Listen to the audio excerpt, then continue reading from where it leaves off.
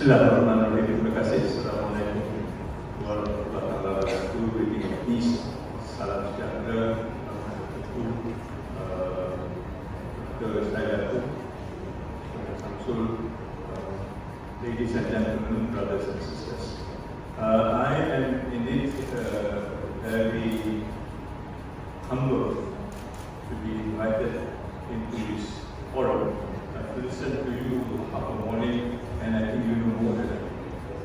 I'm wondering what am I going to say in part of what is given to me, humanizing ESG landscape. This is a topic which is very, very close to my heart, because as I work with ESG, the word ESG wasn't there when I started maybe 20 years ago. And suddenly this word ESG is here and been driven by many people, particularly very big and powerful corporate entities and companies around the world. So trying to make a balance between these two, where are we heading and what are we doing, is something that I will try and attempt to do today, and I hope I'm successful. Somebody said it's difficult to talk after lunch, so if you feel like sleeping, please do. You're not going to miss it. Alright, let me start off by trying to understand what ESG is about, as far as I'm concerned. It represents environment, social and governance. And a small narrative that talks about what the criteria is about set of standards. I am very worried when you talk about set of standards. First, I will have two sets of standards. Over time, somebody else sets a standard and we just follow it. Sometimes the standard has nothing to do with this. University is a good example. Somebody says these must be criteria of the university, and sometimes we find those criteria are not even relevant to us. But because we want to join the game, therefore we go to the standard, and therefore our plot or trajectory becomes haywire because of the set of standards. A set of standards for a behavior which is even worse, used by socially conscious investor to screen potential investment. It is about investment, it is about finance and money. And somewhere else they also, the framework may vary from place to place, from time to time, from entities to entities, and sometimes it takes very different way of looking at what the standards are about. These are issues, as far as I know, that are trying to move what ESG is about. Now, it is found in 2004, although somebody said it started with CSR, but only in the year 2004 it became officially known as ESG per se. Now, these are some of the examples that I think will illustrate to us when we talk about environment. What does it cover? Ranging from climate change right down to biodiversity, social from health right down to human rights, and that's the governance part, I think, right down to leadership. It could be different from different things, but there are entities that you need to abide by if you want to go into the ESG. Right? Now, I want to contrast this with the question of sustainability. But sustainability at the end of the day will be the output of this.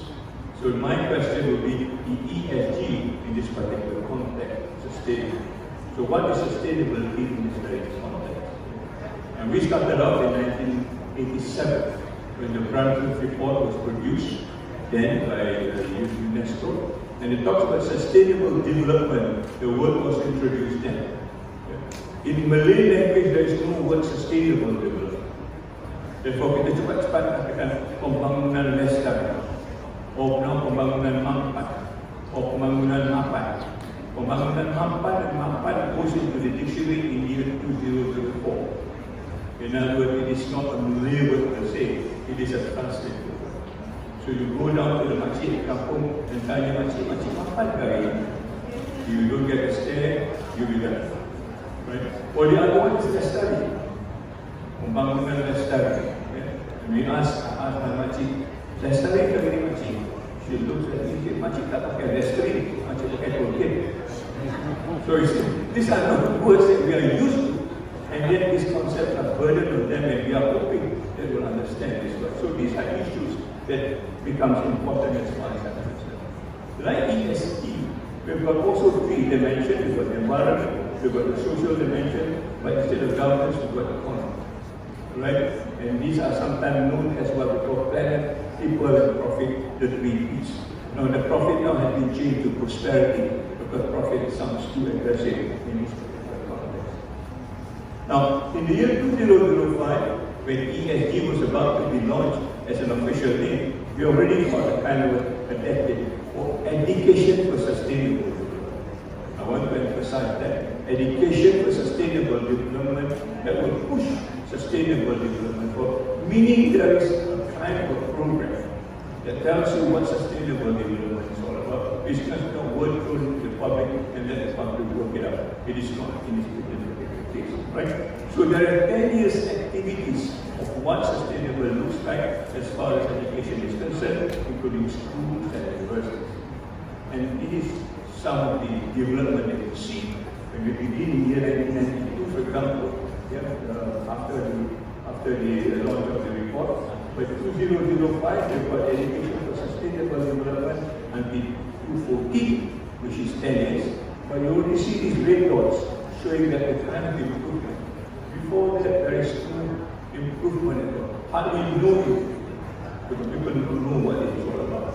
It's just like a word that is told, Madani, Mampan, everybody doesn't know what it is all. So it is important to have the word education in. And this is something that I want to emphasize when you want to do any activities, this education dimension becomes an important thing. Because of that, we begin to see some visible ideas. When we talk about behavior, you will see the kind of behavior that people demonstrate when they talk about sustainable. And that behavior, important as it is, becomes culture. That is what we want to do at the end of the day. So that culture is what maybe what Ian was saying, the kind of radical kindness. We are able to change for something better. In this case, sustainable development. Otherwise, it just remains an abstract idea. We talk about it intellectually, but down debate about it, but there's nothing to show, nothing to impress people that it is important as far as the is. So, first I will ask at a particular point where it is achieved when ESG has moved so much, maybe 40 years ahead of ESG in this particular context, right? Because of that movement, now we've got education for sustainable development. Not only the 3 P's that I talked about, we talk about another 2 P's, which is peace and partnership. So the outcome of sustainable development in terms of education, you must have this 5 P's. I know somebody showed another 5 P's now. That's how the genius is concerned. There's another 5 P's that talks about planet, that talks about people, that talks about prosperity, and that talks about peace and partnership. And it's given again, these are the 17 goals that we need to actually focus on as far as sustainable development is concerned. So there is, you can see a gap between the understanding of ESG and ESD. Right? And how do you process gap is a question that I ask myself, where do you start closing this gap and how do you do it? Right? So as far as sustainable development is concerned, we have got the ESG that becomes the foundation of everything. This is the only framework that we've got. No other framework that I know as far as that is concerned. Okay? And it's education, so it becomes a curriculum. It becomes a lesson. It becomes a pedagogy. At the end of the day, what we want to arrive, we want to arrive at redesigning the society. This is where again, Elane's work on, the kind of kindness that we need to do to redesign, because the society perhaps has gone out of whatever it was supposed to do, and how to put that in terms of education. That's the power that we've got as far as ESG is concerned. There's a flow process. What the flow is now, that started from an unsustainable to a sustainable sort of instance as far as society is concerned. We've got the enablers, we've got the competencies, we've got the processes, and at the end of the day, there is a small thing anywhere. It is well laid out, and you know where to go and how to do it once the education kicks in as far as schools, or university, or position, and in fact, a workplace as well. The question is whether it is implemented properly, or been monitored properly as such. The schools, you can see now, the top part is about all the things that you talk about, abstract ideas, the paperwork, and so on and so forth. The second part is about implementing. So not just talking about it, but to implement it at the same time, and to make sure that it delivers as far as its goals and objectives of sustainability is on. Right? So that is as much as sustainable development is concerned, and we have got also then issues about it. So people talk about sustainable development, moving into whatever we have done in terms of recycling, in terms of rule number 3, for example, health, and so on and so forth. By the end of the day, you find people are falling off the cliff, and this is where the question of climate change comes in. Right? And climate change comes in, meaning to say that we have not arrived at the point that we are supposed to arrive, which is sustainable development development. It talks about climate action. Why is this happening? And this is where I think my concern is on. There is a toxic sort of understanding of what it is all about, the truth behind the deceptive practices. And you go through what are the deceptive practices. I may be wrong, but this is an acronym in house. Except that the G is not governance, the G is greed. Alright? And there are evidence of this now. It's just not a conjecture. The evidence, and there are evidence with many also notable and famous sort of entities and people. So what do we need to do as far as this is concerned to understand where this goes wrong and fail? There's the word whitewashing, in this case we've got the word greenwashing. Yeah? But we thought greenwashing is the only one. There are other washings at the same time. Yeah. Green crowding, in other words, you work on something to distract other people from what you're doing. Right? We've got also green lighting, another, you shine on what are the things that we do best, whereas the rest are not in that. Okay? These are all deceptive tricks and devices that talks about what green or whatever it is. Really shifting. You're shifting the blame to other people, normally customers. Alright? You've got green labeling, of course. That's why the word green alone does not ensure you to be sustainable. In fact, there's a book that talks about when you talk about green, you need to be doubly sure, because that green could be kind of a deception. We want the word sustainable in this. So you get green drinking and so on and so forth. I just want to alert you that there are more than one way of deceiving, and that's why I use a particular symbol of the toxic snake that comes in and to bite again. So it's not just a snake. Now you can see this very, very much happening when you talk about the state in the Middle East. Right? Oil, money, okay? All the other things that we talk about as far as ESG becomes questionable. Okay? We talk about climate change, but does it war contribute to climate change? In the last 1 month, how many rockets have shoot into the sky? What sort of carbon emissions happened? How many lives has died? Why is climate change not used to stop the war? If climate change is that important, then we are asked to do this and that. Switch off the aircon. Okay, I switch off the aircon, but you bomb the other people's outside. I would rather be in my aircon. It's a kind of hypocrisy that is going on. And this is the thing that we are worried about, whether we are still talking in the same manner, and in the same principle as far as this sustainable development is concerned. So my question is that, is there another world that makes this possible? By the way, it's the latest picture that we taken from APSCA. To see the world. And they say the world is unique, right? And how unique it is depends on how we attend to the problem.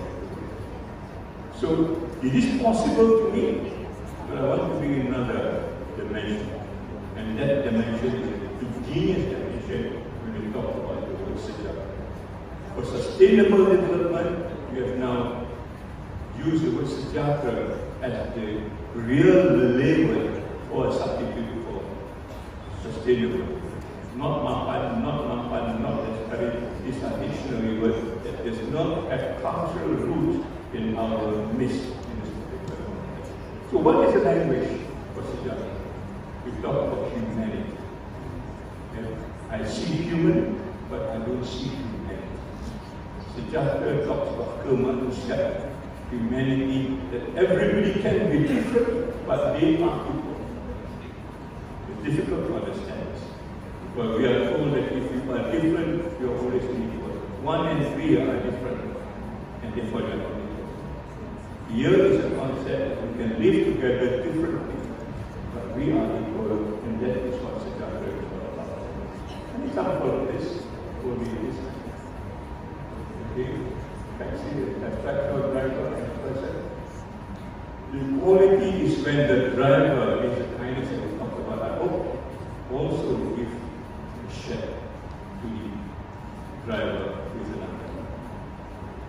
So in other words, we talk about equality and humanity as two things that cannot be separated. If you want to talk about humanity, equality must be part of it.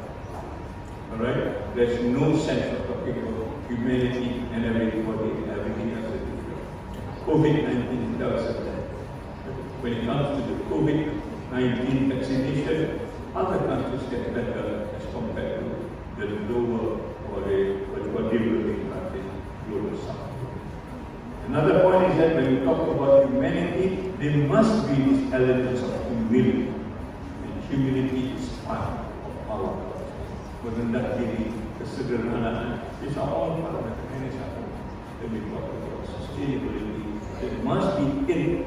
Without that, there will be no sejahtera, and therefore, in terms of sustainability, will not. So, this humility that I mentioned, when we talk about a person, what is it that we want to look at? We want to look at 3 things. We want to look at the hand, we want to look at the head, which is often talked about. We also want to look at the heart. And these are the 3 things that I think it is important that comes into what I will label as the human governance. So you talk about governance in ESG, to me it is important to stress the human governance over corporate governance or whatever other governance. Because that is a supplement. If you cannot govern yourself as an individual, forget about governing other things outside. Because it all starts with you. How we then connect this together becomes an issue. Right? How we connect this, I think, becomes the issue they want to do. Already, big artists like Michael Angelo saw this connectivity. Now we saw disconnectivity. Yeah? But we seldom see this kind of connectivity. Right? And this is what I want to borrow from Emeritus speech when we talk about the equal legacy. Has been there within us, within our environment, the way we live, the culture, the values, but it is important because the ecosystem itself now has been compromised in many ways. The question is how we bring it back. To bring it back is to adopt a kind of values that we talk about. Sympathy, it comes in from the head. Empathy, like somebody said, you need to go and do it. No point talking about Gaza but not doing it. The sympathy, you go there and live it and understand what it's all about. You are sympathizing with them in that particular. What's more important, I think, is the word compassion. Compassion is where the heart becomes the actual driver as far as concerned. And just to recap what you said, it is the heart that moves the person, and it is where the kindness comes in. Is it the kindness of the heart? If the heart is dead, do whatever you want, it will not. So how do you invigorate the heart so that it becomes the general motto that moves you as a person with kindness as the end point, whether we realize it or not. So these sejahtera comes in the context of sustainable development in the Malays of understanding. The heart is important because the heart tells us that we are spiritual beings. I'm not a digital being. But we were told, our kids were told, they are digital beings. That's why somebody said, and they'll say, when you have dinner, you give this digital thing to your children, they will be absorbed in it, you can enjoy your life. Because we make them to be that digital native, and we subsequently grow the spirituality within us. And this is why Australia has started to ban social media from the age of 16 and below, with the hope that we can still be that spiritual being before we encounter with technology and become the digital native society.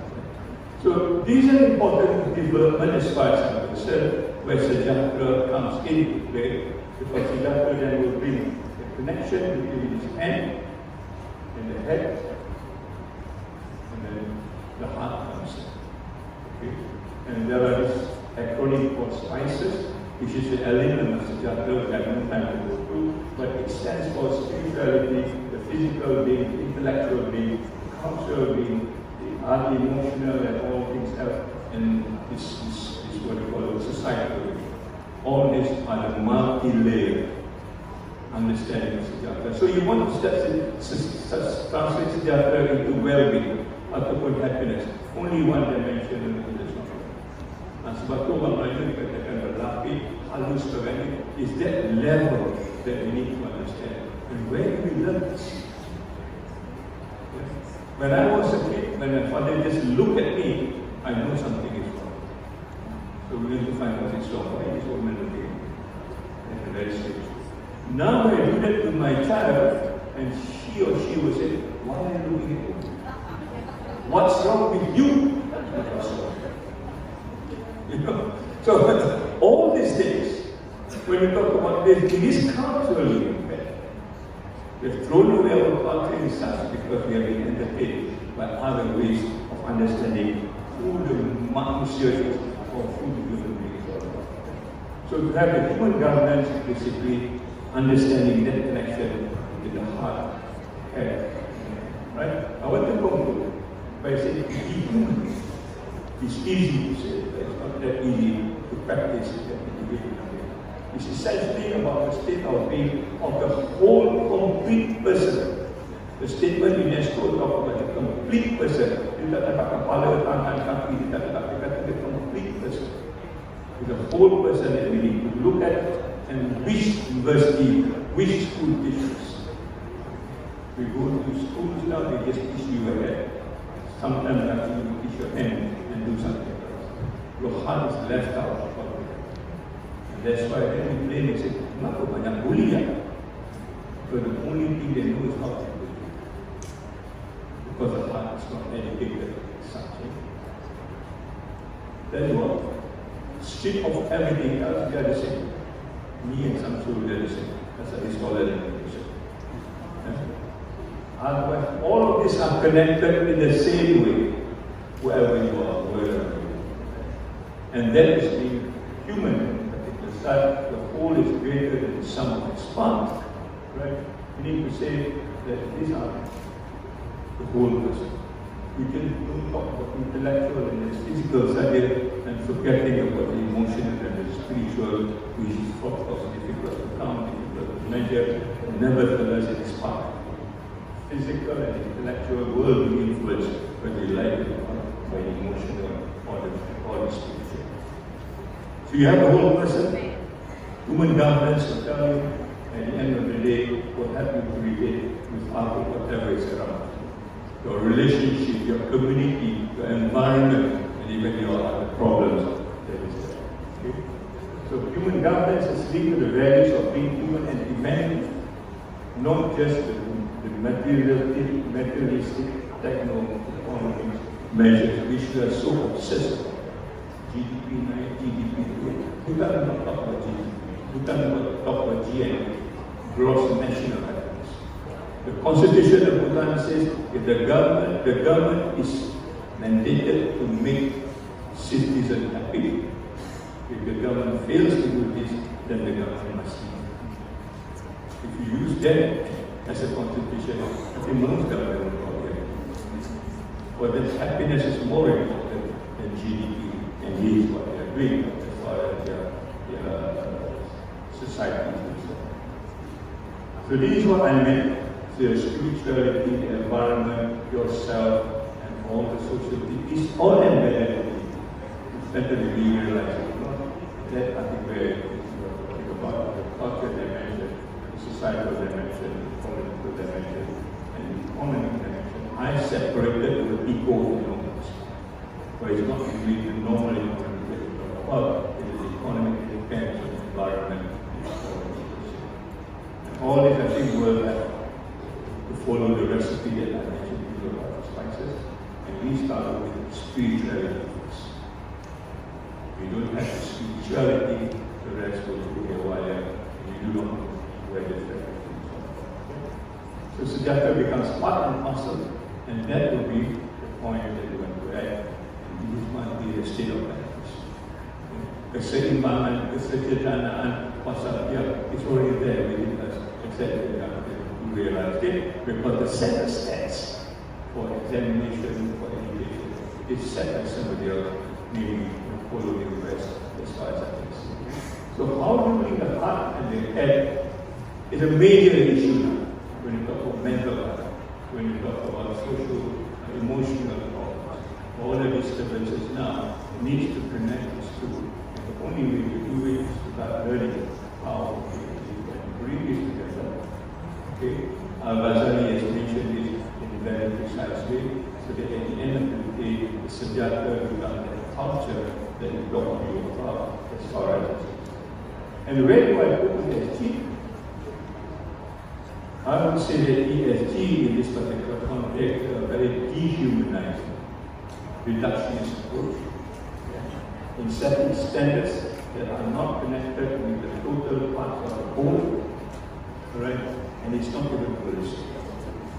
So the aim is to create a total person, a holistic person, that can look at what ESG is and rewrite the rule. I don't say we just dispense it, but in Malaysia, we need to rewrite the rule as far as ESG is concerned, so that it mirrors what we cultivate as far as sustainable development.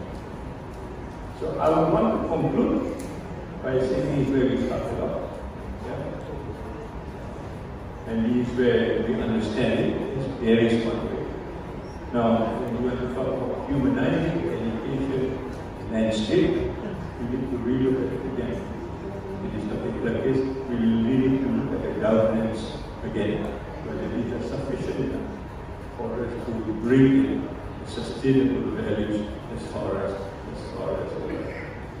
person is concerned. I venture to revise this.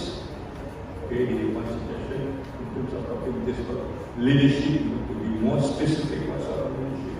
We want to talk about humanity, we talk about that we can be different, we can be diverse, but we must be inclusive and equal at the same time. We want to talk about this compassion, empathy, sympathy, incidentally we just did CE as cash, but not the hard cash, it is a different cash. And that cash is important. We want to talk about sustainability, ESG, and the 5 P's, people, planet, prosperity, peace, and partnership as part of it. We want to talk about business, not only ethics, justice, equitability, and so on and so forth, and the economics being part of that. This is one way of organizing it, so that at the end of the day, you can begin to monitor what's around Earth, the environment, and the social thing, and then mirror what we're supposed to do. Keeping nature, planetary environment, don't touch the environment, don't touch something nature is by concerned. We want to talk about nature, people, and also the community at the same time, in humanity included. No bringing this. You want to talk about really sustainability, this green label, I think we should get rid of it because it's a law that we can for people who understand it and they want to be enabled to spell it. We have met with 3 E's, right? And you now want to get also immunizing the leadership. That leadership, I think, will answer to the other 2 E's that targeted peace and partnership as a total part of this whole 5 E's formula for making successful. So I think it is about all that I do. Thank you very much. Assalamualaikum.